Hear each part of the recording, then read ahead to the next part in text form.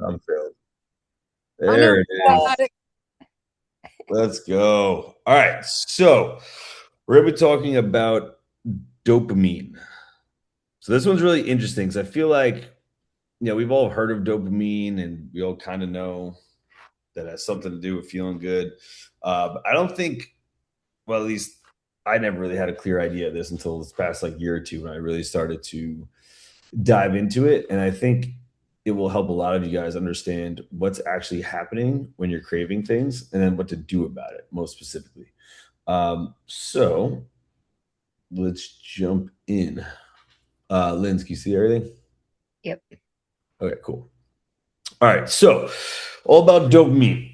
Why your brain fights you and how to win. Okay, especially for our purposes. Obviously, you can talk about dopamine in a thousand different ways, but the most appropriate for us would definitely be snacking, cravings, things like that that take us off the plan. Right? If we were just robots and we didn't have these dopamine things going on or these emotions and feelings and all that crap, then it would be as simple as, hey, eat this every day and we would all lose weight, right? But obviously, that's not what happens.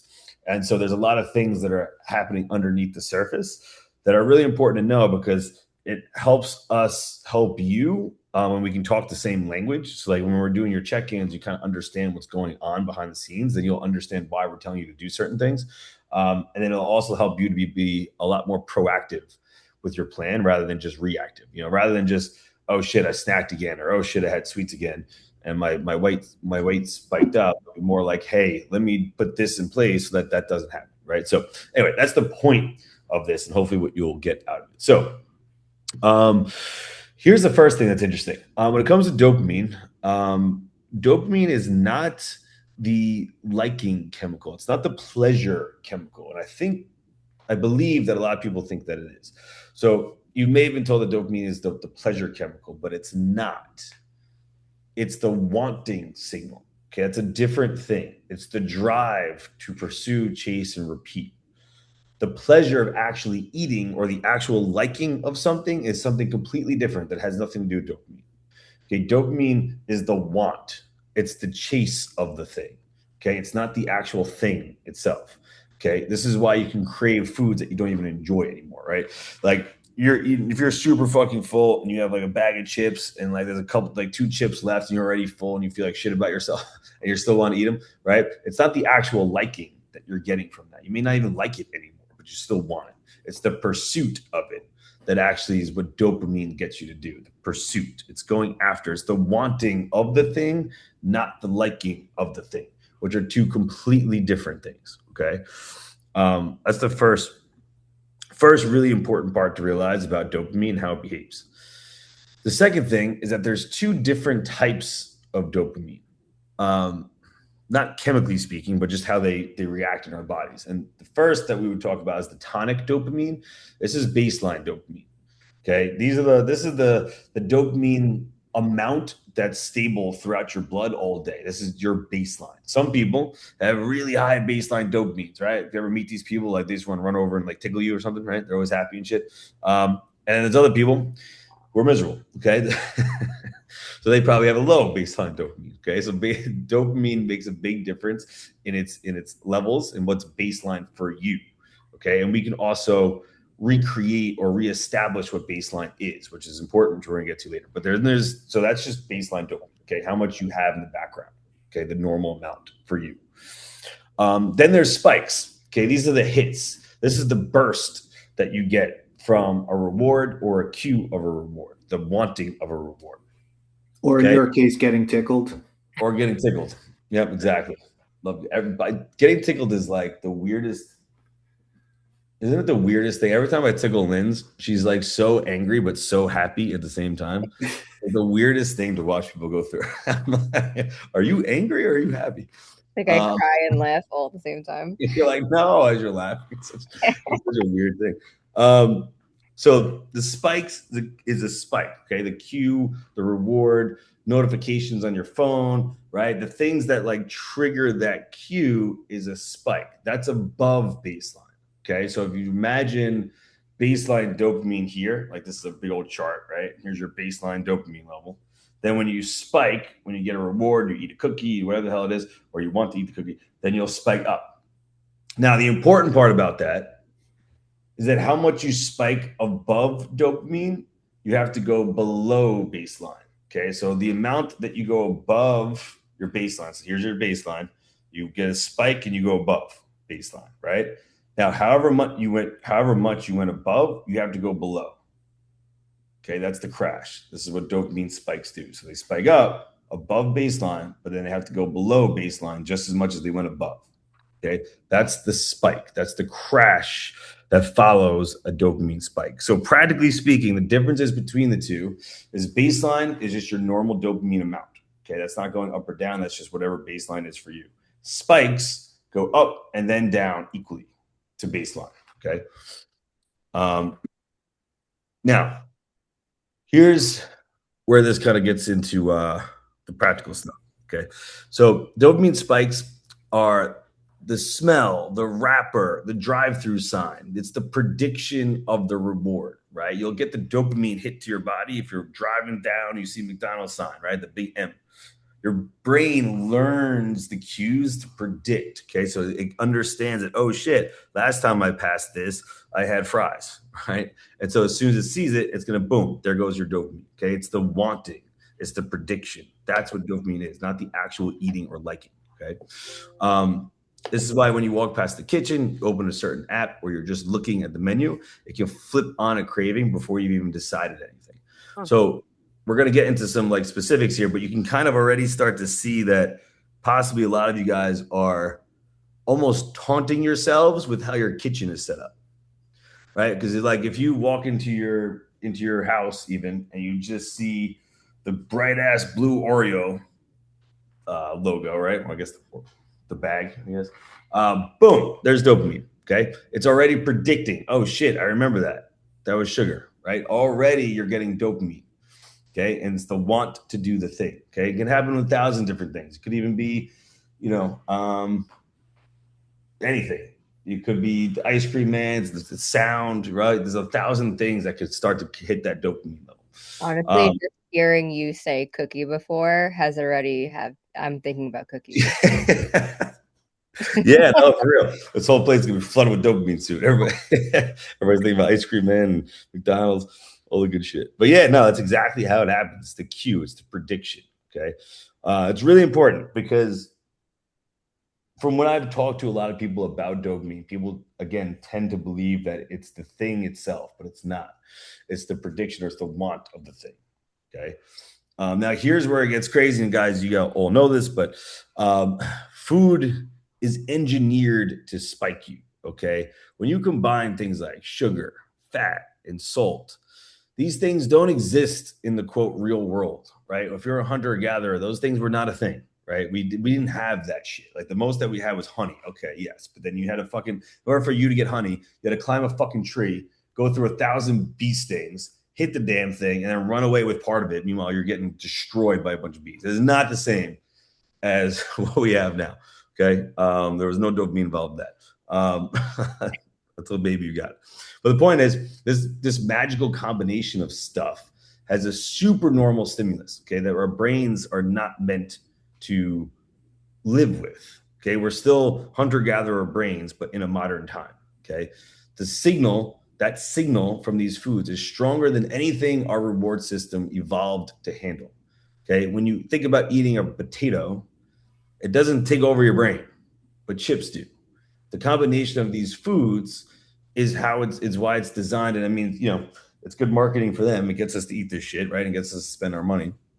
But the point is, we're putting ourselves in positions that we haven't evolved to handle. All right. And that dopamine is misplaced. There's nothing great about getting, chips. It's not going to save us. Our dopamine signaling before was meant to save us. If we needed to hunt, if we needed to get that honey in the tree, we needed enough fuel, motivation to go want to do the thing, right? We don't need that anymore. Okay. So here's where it gets kind of crazy too. The hijacking food. 62% of the US food supply is deemed hyperpalatable. That's the scientific definition of foods that are built to override fullness. Think about that. 62% of the US food supply, so essentially 62% of the food that we have available in the US, meets the scientific definition of hyperpalatable, which are foods that are built to override fullness. So think of this. Think if there was like, an evil genius out there, and his whole mission was to get the US to be obese.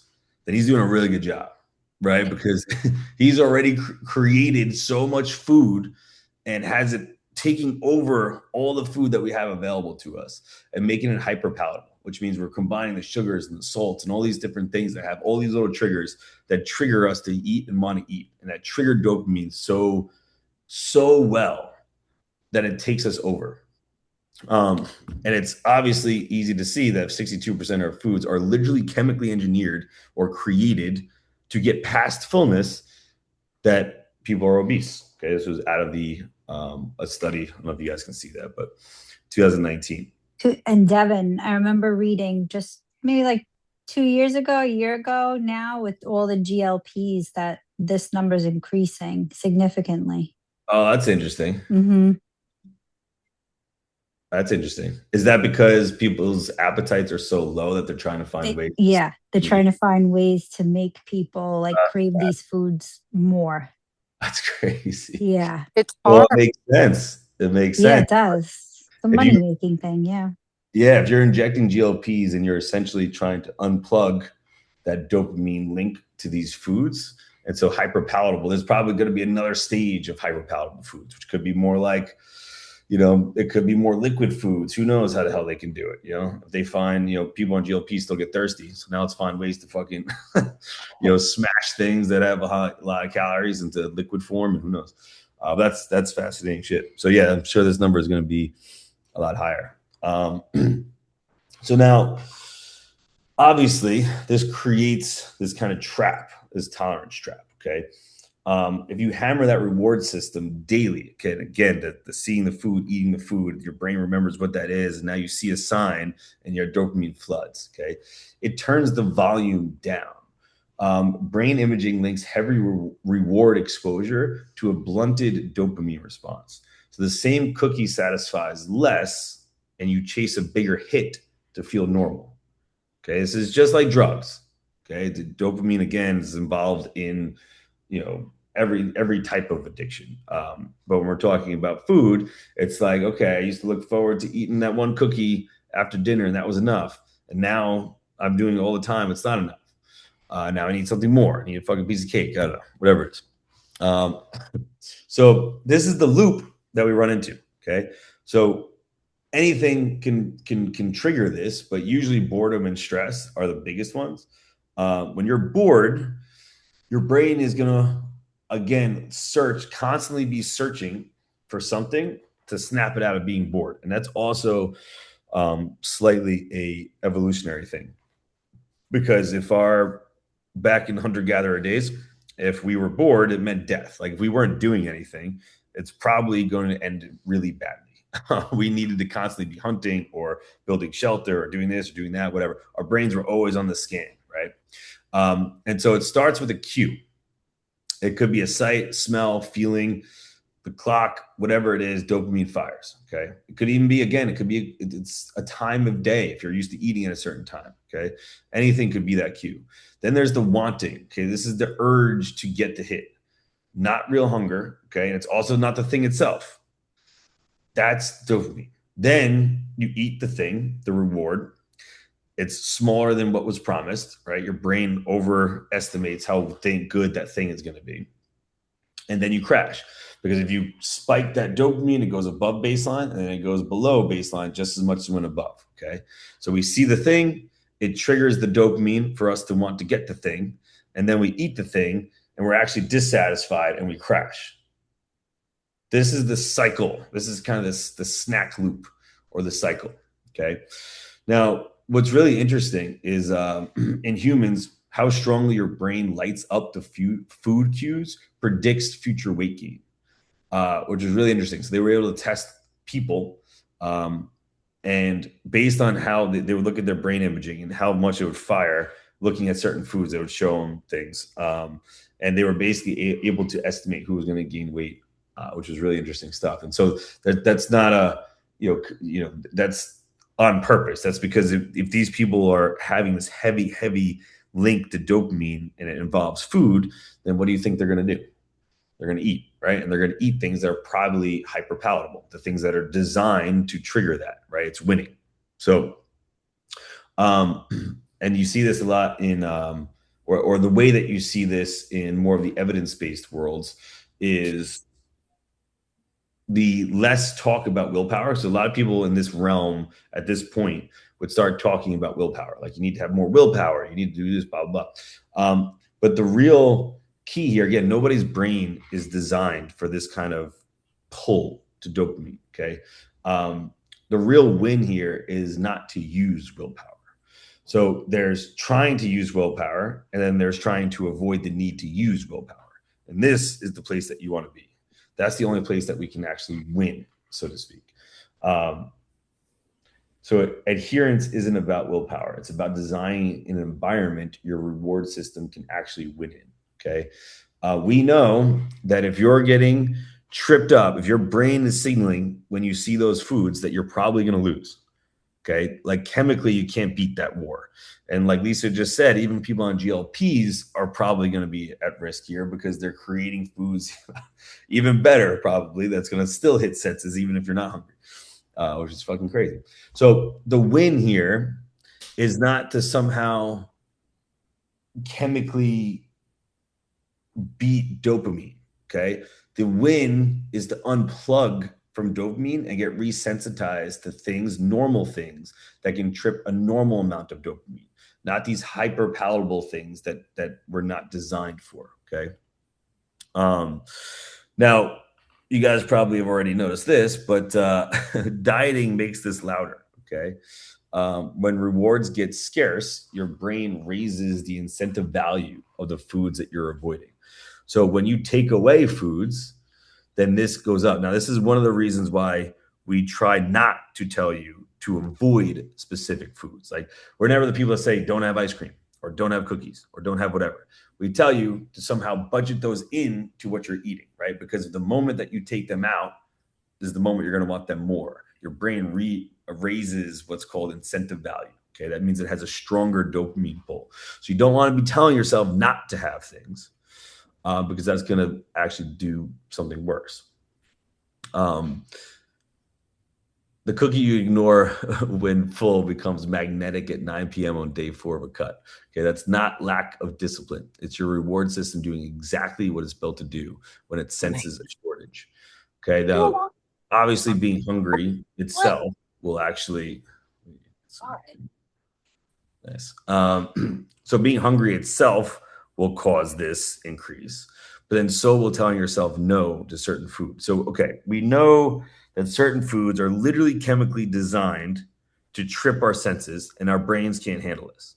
We also know if we tell ourselves not to eat those foods, it's also going to trip that sensor, right? So there's foods that we know are not good, and it's going to be chemical warfare in our brains. But we also know if we selectively say that those foods are not good or taboo, that we're probably going to want them more. So what the fuck do we do? Well, here's the other part. So not only are those things true, but you're also drowning in cheap dopamine all the time, especially with our phones, notifications, snacks, everything is dopamine. And the problem is a lot of people stack dopamine, which means that makes it even worse. If you guys think about insulin sensitivity, right? We all kind of know type 2 diabetes is the buildup of insulin. It's like at some point, I'm just gonna make up numbers so it makes sense. But let's say you have 100 grams of sugar that's released in the blood, and a normal person would need 100 grams of insulin to counteract that sugar, right? When you get insulin resistant, now that same 100 grams of sugar, you need like 150 grams of insulin to counteract it. You need more insulin than you did before because you're getting resistant to insulin, which means you need more, right? Dopamine is the same thing. Once you get resistant to dopamine, you need even more of a stimulus to get the same dopamine hit that you did before. And when you start stacking things, like for instance, and a lot of people probably do this, but listening to music and working out, Working out increases dopamine. So does listening to music. When you do both at the same time, the overall dopamine that you're getting causes a bigger spike, which means it also causes a bigger crash. So there's a lot of arguments out there that you don't want to stack dopamine. Andrew Huberman had a whole thing on this where like the first thing that he did was stop listening to music when he worked out. I'm not saying you have to do that, but the point is, it's what that does is it resensitizes yourself to dopamine. Okay, it would be the equivalent of type 2 diabetes, which means you're having too much insulin be secreted, and to resensitize yourself to insulin, maybe instead of having a meal where I had a donut and a cookie, I just had the donut, right? Or I had an actual meal instead of either, right? You resensitize yourself to insulin the same way you want to resensitize yourself to dopamine. Okay. Otherwise, again, you're going to build up a resistance. Okay. So we have foods that are designed to get to our brains in ways that we can't cope with. We also know that if we're telling ourselves to not eat certain things, we're probably going to want them more. And then we also know that we're having a lot of dopamine coming in our influx. We're probably getting desensitized to it because of our everyday life. Okay. So one more one more thing that makes all this worse: sleep and stress. Okay. Every one night of short sleep down regulates dopamine receptors. Fewer docks for the signal to land. The result is a worse impulse control and stronger pull toward high reward food the very next day. This is really well studied. Chronic stress pushes reward seeking behavior as well. The brain hunts a quick hit to self-medicate. Tired plus stressed is the perfect storm. Okay, you guys probably all fucking know that. When you're super stressed and you're super tired, what do you want to do? You crave dopamine even more. Okay, your dopamine receptors get downregulated, just like I was saying before, the insulin thing. Okay, it's just that this does it directly. One little thing before we go over the actual protocols to fix this: dopamine detox is a myth. Dopamine isn't a fuel tank you drain and refill. A day of staring at the wall doesn't reset anything. In other words, if you're doing like a meditation or something, that's not going to help. Okay, what actually works is very, very boring. Okay, not nearly as cool. And this is a lower chronic overstimulation. Again, think about insulin. It would be the equivalent of lowering your carbohydrate intake. Okay. You want to raise your baseline with the boring fundamentals, not a cleanse, a redesign. Okay. So remember when I said that baseline dopamine. Okay. We want to increase your baseline, not your phasic dopamine. We don't want spikes that end in a crash. We want the baseline amount to go up. That only happens without a crash, with the boring good stuff. Okay. That's the workouts. That's going for a walk. It's actually eating good food that you don't pay the tax for. In other words, you eat the meal and you feel good after. You don't feel guilty. You don't feel like shit. You don't feel your stomach feeling like shit, right? Those are the things that increase your baseline dopamine. The things that you enjoy that you don't pay tax for. That's the way that I think of it. If you pay a tax for it afterwards, whether it's psychological, physical, whatever, then you're probably crashing. Okay. You want to increase your baseline dopamine with things that you don't have a tax to pay for. So what is that? Sleep, number one, of course. If you're not sleeping, you're already starting with the equivalent of insulin resistance, but for dopamine, right? Your dopamine receptors are already going to be behind. Okay. The second thing is morning sunlight. This is huge. It decreases your melatonin instantly, it increases the cortisol instantly, which is a good thing in the morning, and it sets up your day properly. You also want to move a lot. Okay. Working out is known to increase baseline dopamine. So is walking. All of that stuff, just movement in general, is really good. Easiest thing you can do when you start craving something is just go for a walk. It's literally that simple. It will decrease or increase your baseline dopamine, and there's no tax to pay afterwards. Protein every meal. We hit this all the time. This is super, super, super important.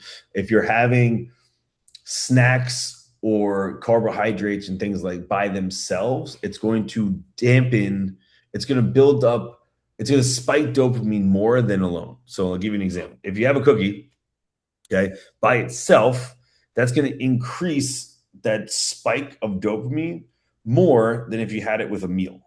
So if I had like a full, I don't know, chicken salad and I have a cookie with it, much different than if I'm having a cookie by itself. Okay, it's much different for insulin and blood sugar too, actually. So having a meal that's centered around protein, fiber, and everything else, all this stuff that we teach you guys on how to stay full when the calories are low, is also going to really help. And then cold exposure and saunas actually help a lot. So this is the only place where cold exposure actually has really good research on it. Cold exposure is a big thing now, the ice plunging and all this shit. It is honestly awful for recovery and it's awful for muscle building. I would advise against it heavily unless you're in a position where like you're an athlete and you have an event and then you have another event in like 2 hours and you don't have time to recover, then cold exposure can help. But other than that, it's bullshit. But the one place that it is really good is raising baseline dopamine. Both sauna is a good for 1,000 things. I would recommend that all the fucking time. Cold exposure is only good for this though. But raising your baseline dopamine helps a lot. And then real connection. That could be to people, it could be to things like nature, it could be to music. All of that connective stuff actually does raise your baseline dopamine. So these things are boring, but they fucking work.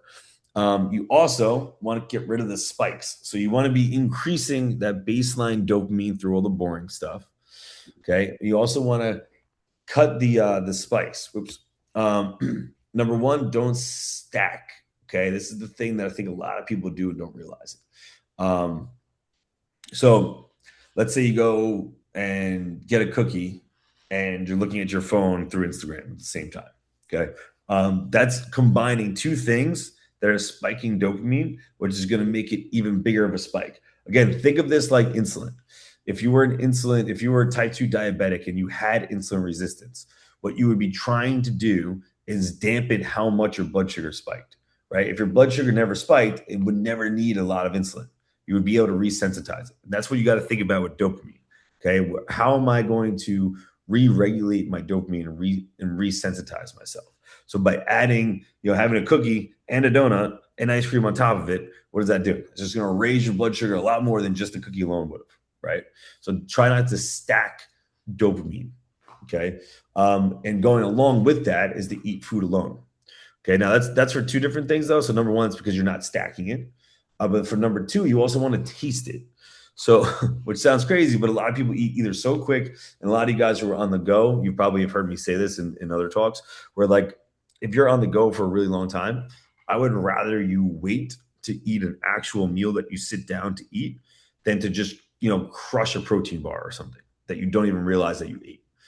Because you're not going to actually eat it and you're not going to resensitize. You're not going to have any type of dopamine hit to what you're eating if you're unaware of what you're eating and you don't even taste it, right? You want the boring good things to taste good, okay? Only exception to that, by the way, is protein, which I probably have also said. But if you go a really long time without getting protein in, that's not good either. So maybe like a protein shake would be good there. But anyway, I regress.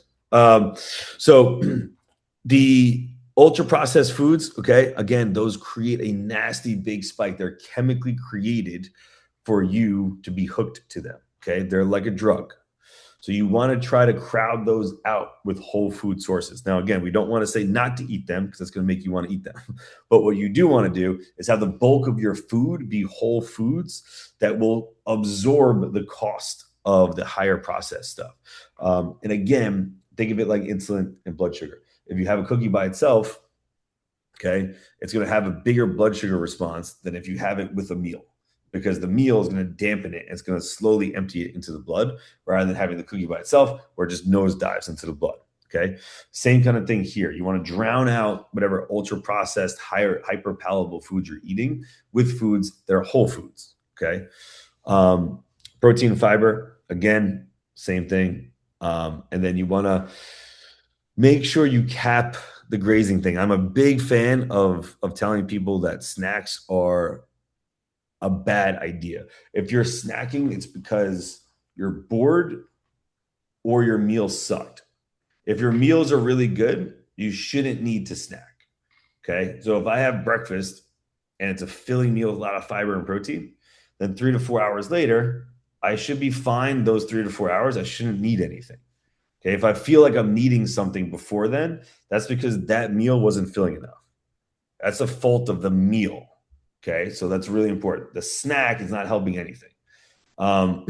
The only exception to that is, like I said, if you are in a position where you can't actually eat a meal for several hours, then I would say it's better to get like a protein drink in or something just to get protein in. But other than that, you shouldn't be really snacking. And it's for a bunch of different reasons, but in this case, that's going to have a bigger hit to dopamine. It's going to have a bigger response, which then you need bigger and bigger responses to get the same amount of dopamine for.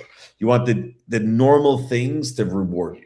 You want to feel rewarded for eating a chicken salad, which is hard to do if you're used to eating a bunch of hyper palatable food that doesn't compare to a chicken salad, right? That's why we have to resensitize ourselves to it. And then here's one of my favorites: make the hit cost effort. So this is a little trick that you can do. Let's say,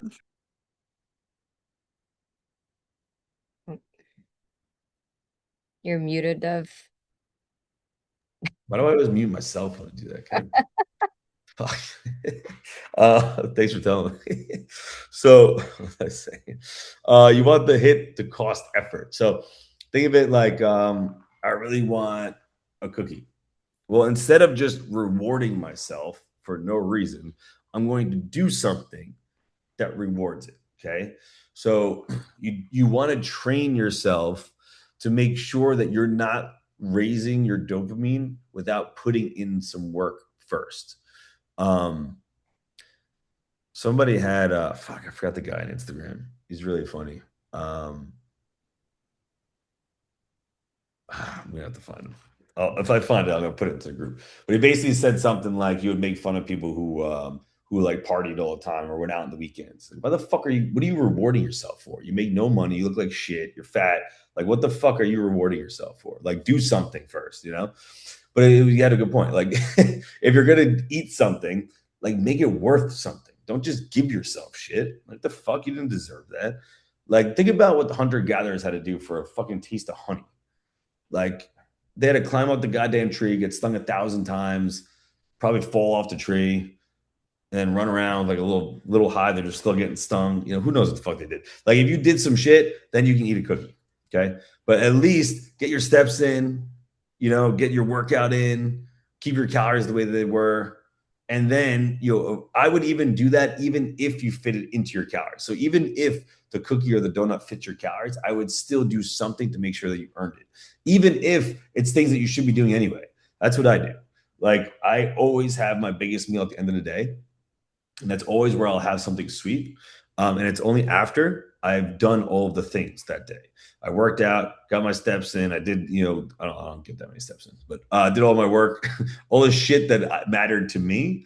Now I can sit down and for an hour, watch TV and eat. Like, that's my reward. Okay. But I earned it. I can't like eat and enjoy my food unless I like earned it. But that's how I've created the chemistry in my head. And a lot of you guys are just fucking rewarding yourself for no reason. So don't, like, make it worth something. All right.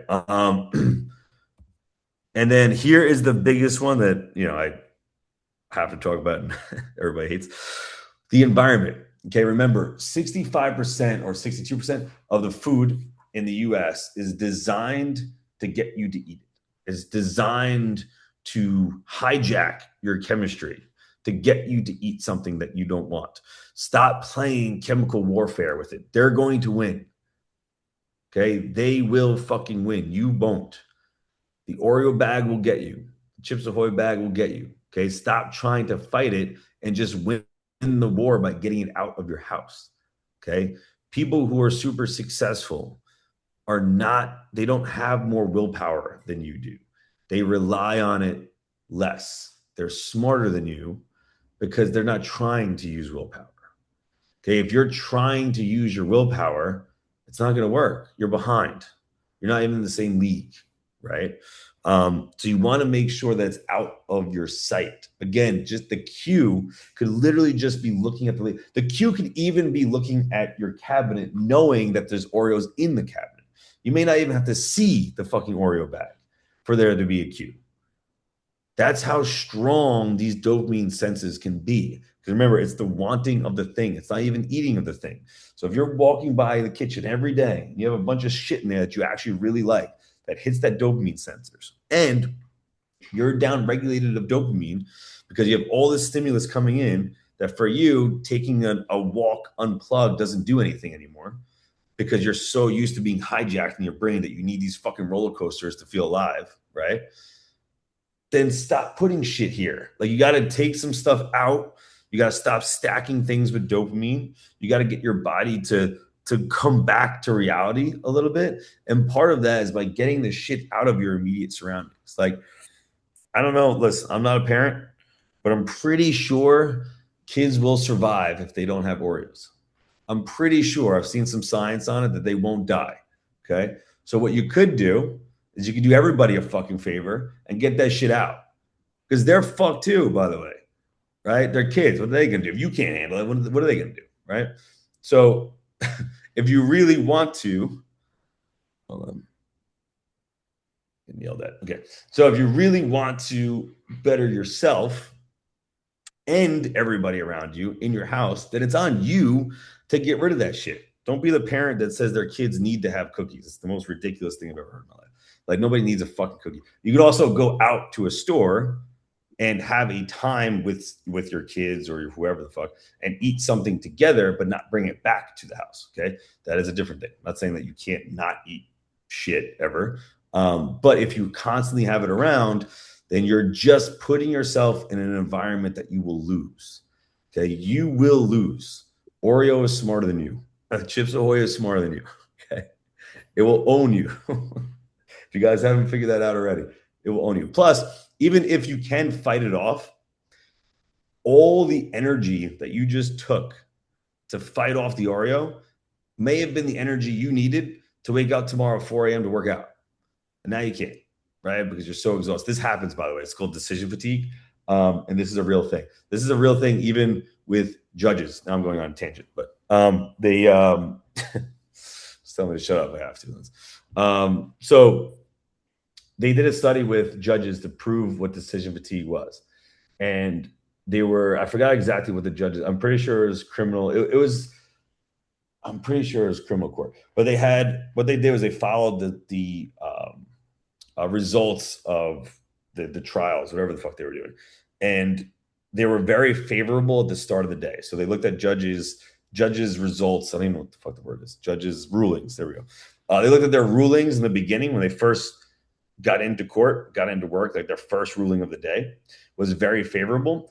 Right before they took a lunch break, it was the worst. So it got worse and worse and worse and worse and worse. And then right before they took a break, it was the worst.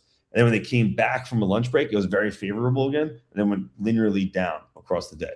And so even people who are supposed to be non-biased, the most judges, still showed a very, very clear issue with decision-making when they were fatigued. When you make too many decisions, you're unable to make a good decision in your own best interest. And so when we're saying to get rid of the stuff in your house, what we're actually saying is, hey, if you guys have anything going on in your lives at all, which obviously you guys fucking do, you work, you have kids, all this kind of shit going on, there's a lot of decisions that you're making. If you end up in a house where you're hungry and you see blue Oreo bags, your ability to say no is going to be really, really bad.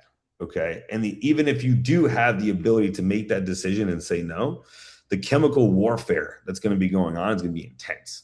And it's going to take a lot of energy out of you that shouldn't be going towards that. So the easiest thing you can do is just clean your environment. By far, the easiest thing. One other thing on that, there was another study done where they sampled 500 different households, randomized households, different neighborhoods all over the U.S. And the only thing they looked at was if there was food on the counter. That was it. Not even what it was, but if there was food on the counter. And if there was food on the counter, the house was on average 30 to 40 pounds heavier than the houses that did not have food on the counter. Okay. Again, decisions, dopamine, fatigue. Like, don't play the game because you're going to lose. Okay. So the point of all of this is that most of your foods are engineered to get your dopamine to go through the roof. Most of you are desensitized with dopamine, meaning that going out for a walk has lost its magic. Home and I had to go And to now bed you need something crazy in order to get you that stimulus. next Friday. God damn. There we go. Jesus. She unmuted there. I don't know how the fuck she did that. That was impressive. So, so most of you guys are understimulated in dopamine because your brain wants so much dopamine because the other stuff, like just being on your phone, is triggering dopamine, right? And every time you go through a crash, your body's going to want to revolt back up. And so the dopamine signaling that it needs gets stronger and stronger. And so it's no wonder why we snack. It's no wonder why we overeat because our brains are literally designed to do that. Okay, so the best things that you can do, again, all the essential stuff, movement, working out, eating meals without snacks that have protein and fiber, making that your staple will already resensitize a lot of you. Okay, then from there, try not to stack stuff. I know, a lot of you guys probably want to listen to music and work out, but cool, whatever. Do that. But don't have, ice cream cone while you're looking at Instagram, while you're watching something on TV, and I don't know, whatever the fuck else you're stacking. Try to have one thing at a time and focus on one of those things at a time. If you're eating, try to actually eat and enjoy it. Okay. And then work for the thing. If you're going to have something that's hyper palatable, something that's dosed in sugar and fat and salt or whatever, then make sure you earn it. Okay. You got to put some sort of work in. Okay. You're not that cool of a human where you just deserve stuff all the time. Okay. You got to work for that shit. All right. At least make yourself believe that, because then you'll be doing stuff for a reason. And for God's sakes, clean up the environment. Okay. That is the number one thing. There's nothing else that you get from this. Your environment is your fault. Okay. Period. Maybe not, but doesn't matter. If you're a kid out there and your parents are giving you a bunch of shit, then maybe not your fault. But all you grown ass adults, it's your fault. Devin, I have to say, like, for me, it's not like the Oreos, the cookies, like whatever. It's almost like the nostalgia of having the food I grew up with. I'm Italian. It was bread, it was homemade sauce, it was pasta. I can't keep any of that in the house. Like, I know that. That's like, you could leave the Oreos there, they'll actually expire with me. Like, I'm not, I can leave. I have ice cream in the fridge for months, I throw it away. Like, I'm not one of those. But you give me good chicken parm and lasagna and all that, like, so I know I can't be around that. Like, that's my thing. It's like the nostalgia of growing Yeah, up from a kid. Like, that's like for me, right? that's interesting. Yeah, Yeah. that's interesting. Huh. I'm a foodie. I like food. I'm not really like a crap like dessert McDonald's thing. I haven't had fast food in I don't even know how many years.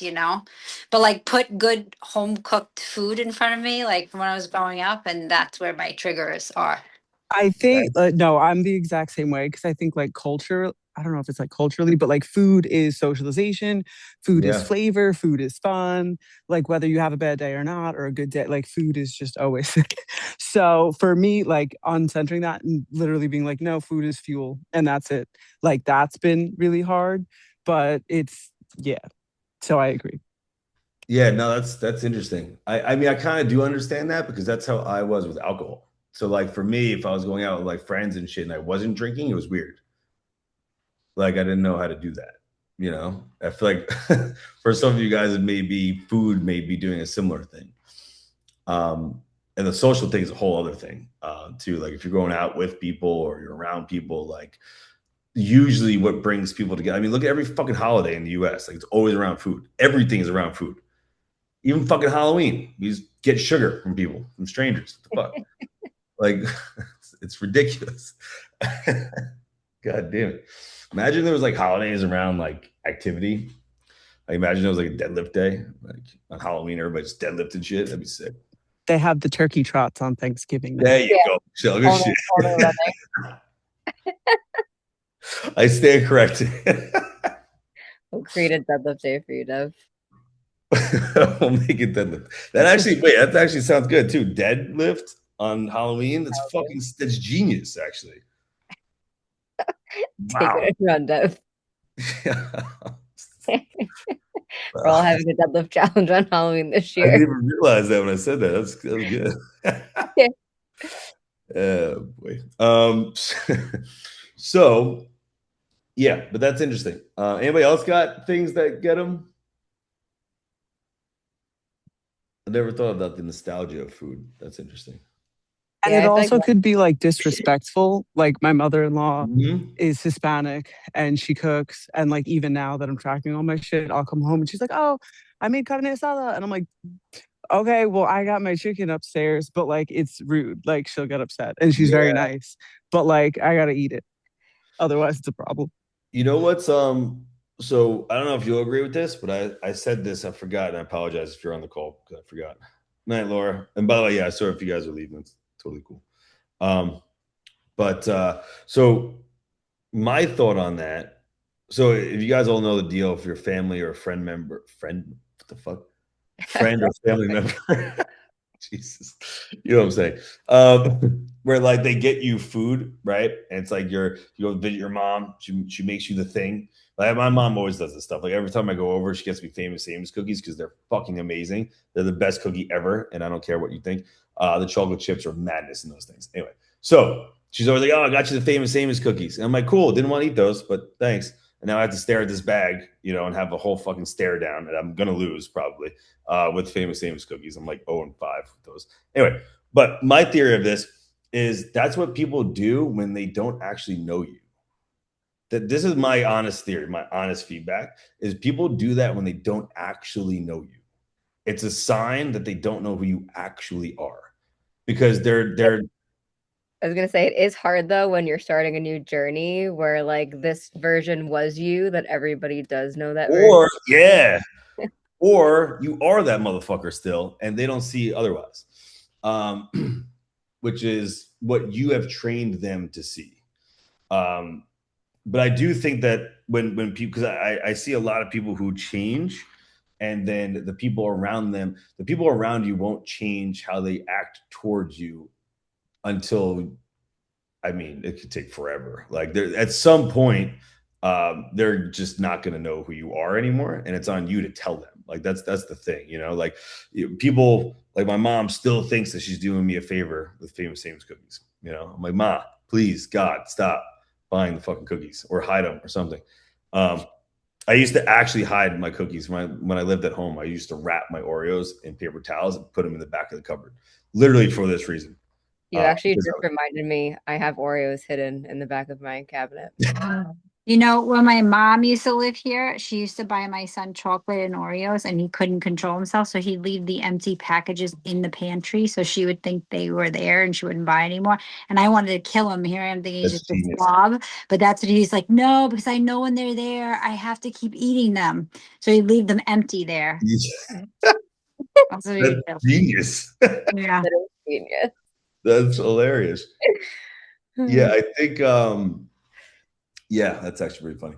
But I do think, friends, family members, whatever, I feel like there's either they don't know the real you yet because it's so soon, like Lindsay said, or they just don't know the real you at all. Like sometimes, especially family will always do that. They don't know what you actually want anymore. Like they don't talk to you on that level. Like they just remember the things that you did like and they just cling to that.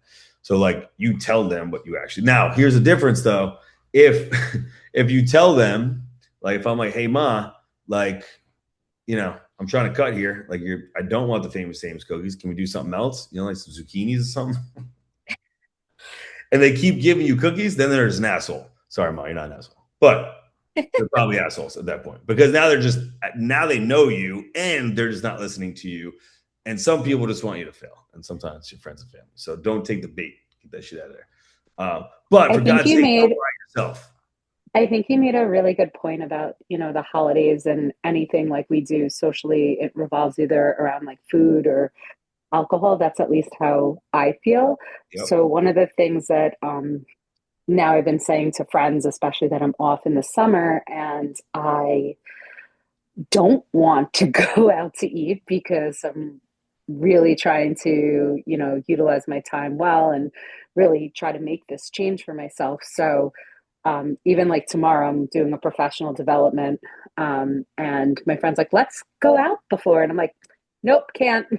Or another one of my friends, I'm like, you know what? Instead of going out to eat, can we just go for a walk somewhere instead? Like Huge. we're going to achieve the same thing. We just want to go out and talk, so let's go walk instead of go and eat.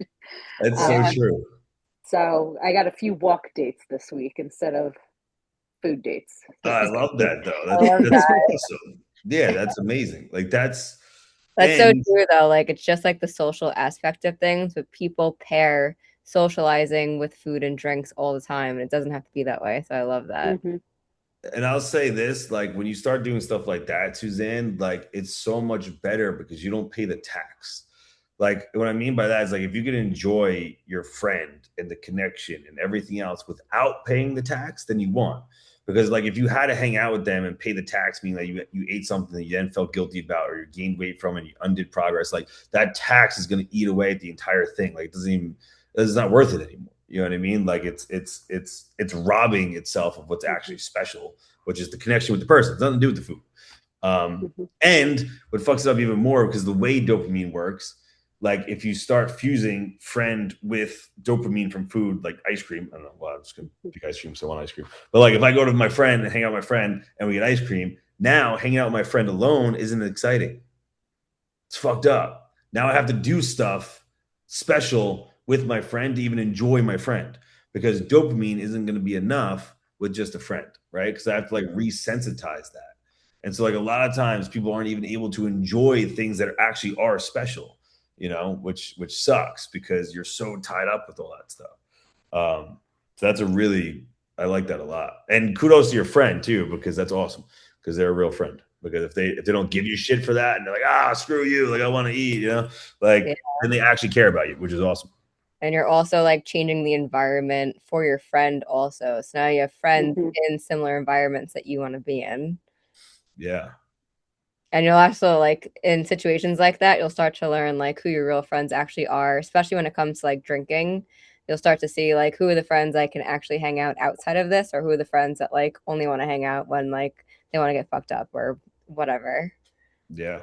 So it's Yeah, a lot that goes absolutely. into all of it. Yeah. So one of the things I stole this from my daughter, but she's like a power lifter and competitor and she has to cut weight. So if I go in with a, oh, I'm sorry, I have a competition, I can't eat this, it doesn't come across as rude because especially in my Asian family, you can't say no. But if you say I can't Mm. because of XYZ and it's not within Oh, I my like that. control and I'm not trying to be rude, it's a lot easier to say no. And so that I've kind of stolen that from her. And so I I'll like use that that. a lot. Irene, that's you, right? This is iPhone Yes. 77. Yeah. Okay. Okay. Just making sure. I like that a lot. Yeah, I used Yeah. to tell people to tell their friends and stuff to something similar, but if they didn't have a competition or something, I would tell them to say like, "Oh no, I got this like weird like bug. My doctor told me not to eat anything with, like gluten right now because I need like a week or two to like detox from whatever, some shit like that." And then people would leave you alone.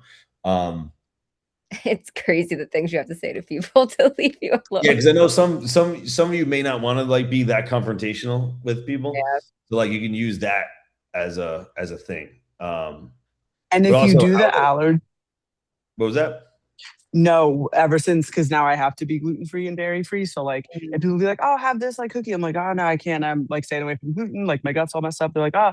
Then if I reach for the cookie later, they're like, "Didn't you say you're gluten free? That would really fuck you up." And I'm like, "Shit, why did I?" But it's good. Like people are one, they're not going to judge you, and then two, if you say you have like a medical problem, they will hold you accountable. So that's good. That's actually really funny.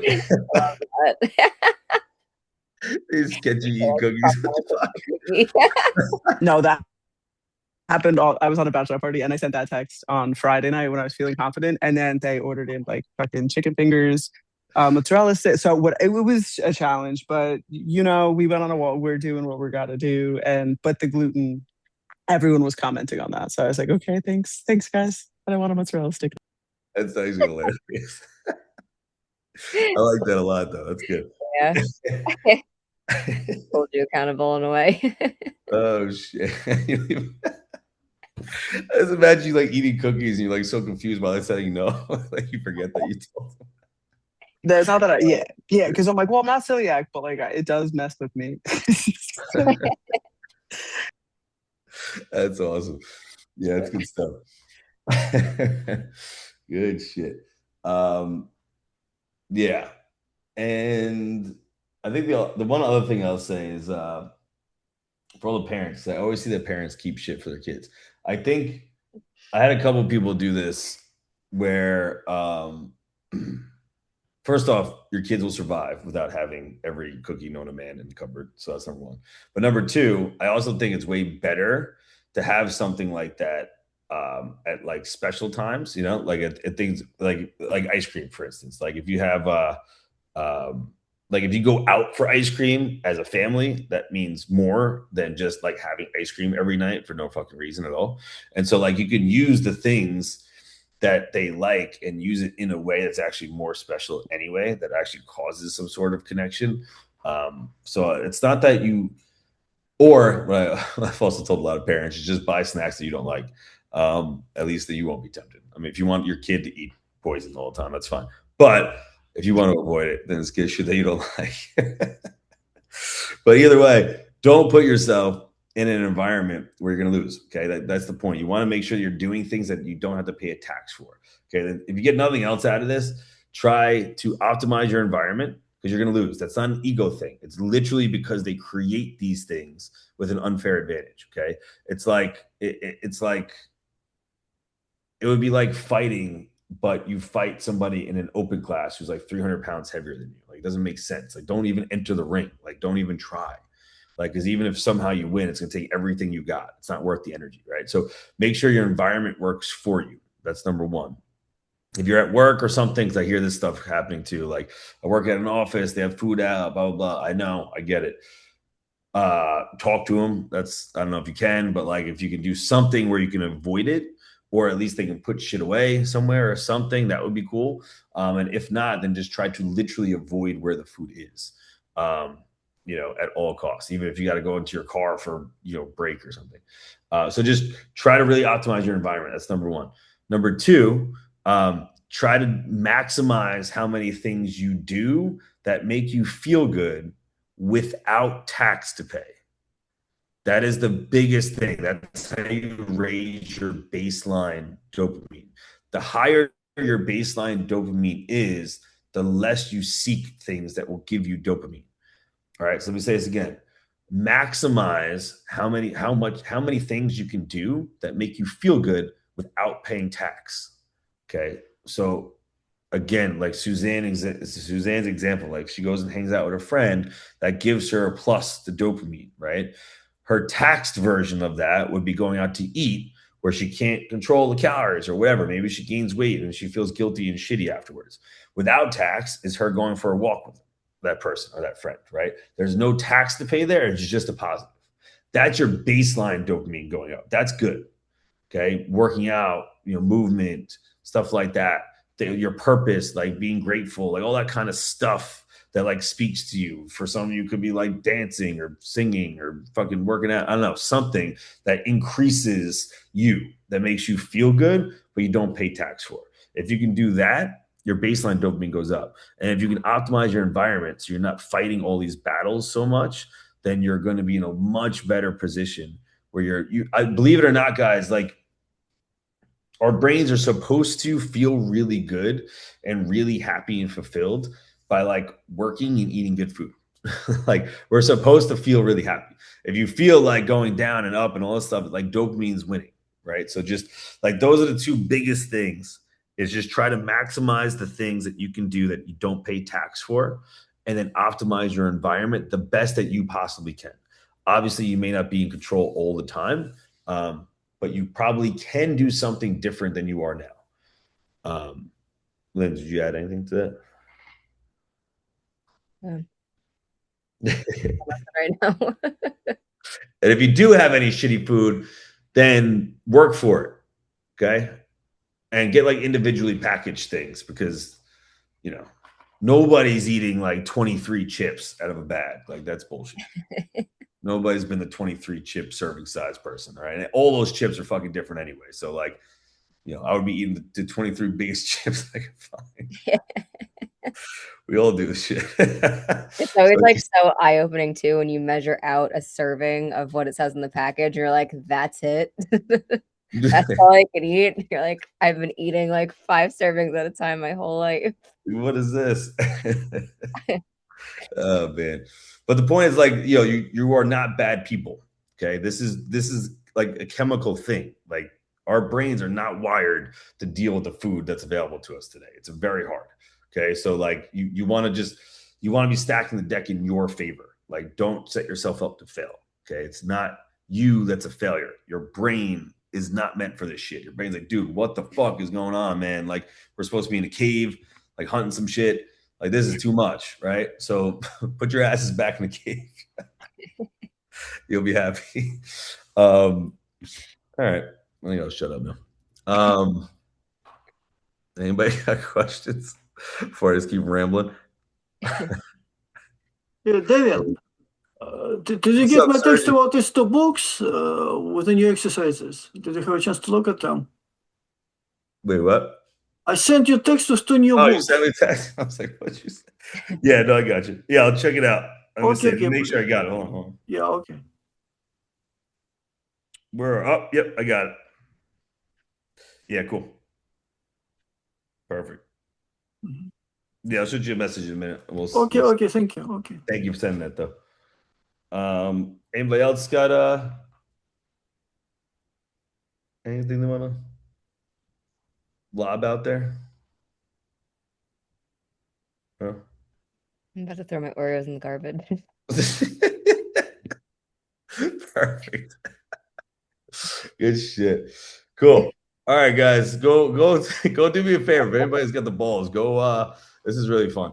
If you go in your cupboard, just open it and it's taking a little snapshot. See what you got.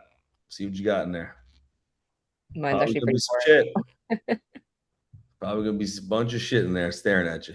I just cleaned mine out yesterday and Nice. threw out most of the stuff that I can't handle. And you know, Good. my kids are big Oreo eaters, so we do have them, but they're like downstairs and they're like in Yes. my like garage, but they're in like the individual packages Beautiful. See, that's because exactly how you do it. Yeah, that's get that shit out of kryptonite. there. Absolutely.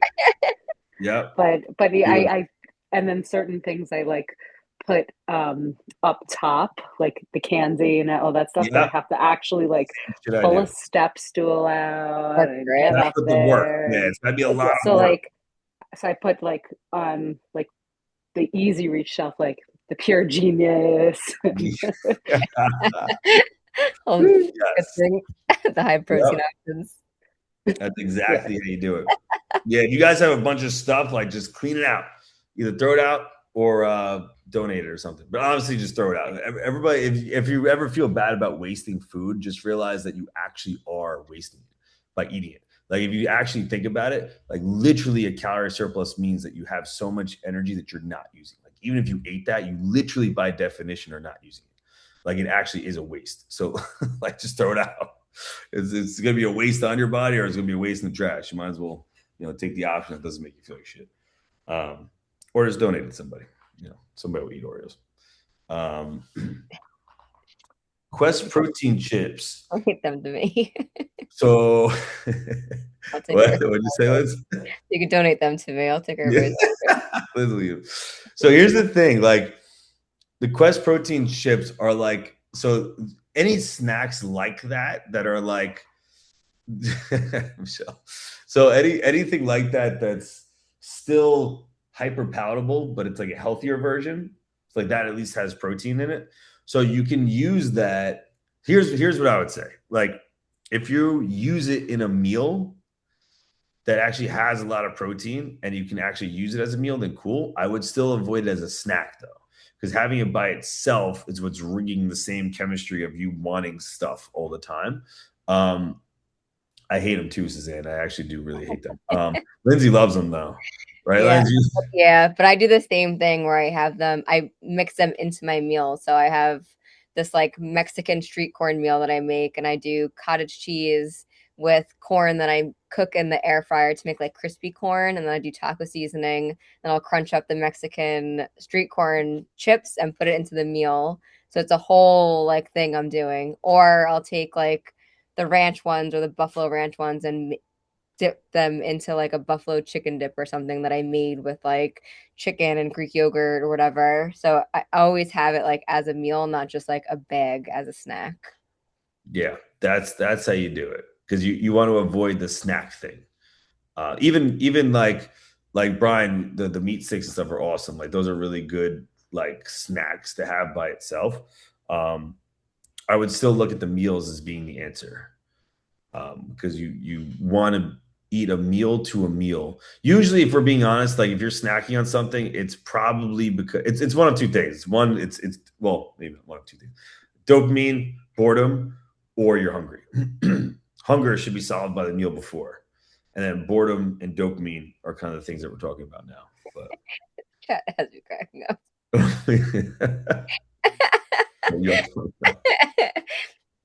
Everybody has their own opinions. Everybody's Like, I love this. So, like, yeah. It's like a hospital. It's awesome. Oh man, yeah, I hated those. Sour cream and onion weren't like that bad, but then it just hits you with like, oh, that's right, this is protein. Like it's fucking weird. The aftertaste is terrible. It's definitely not like a chip if you're looking for a chip. Let's say that. Just some chips. Yeah, yeah. So It's not, got some beans in it, so we it's can't not be really hating. chips. All right, we're getting fucking loopy over here. So I'm gonna finish every seconds now. yeah. All right, guys, we're gonna let you go. I'm gonna shut up. Cool. All right. He just lowered. All right. Later, guys. All right, peace, everybody. Thank you.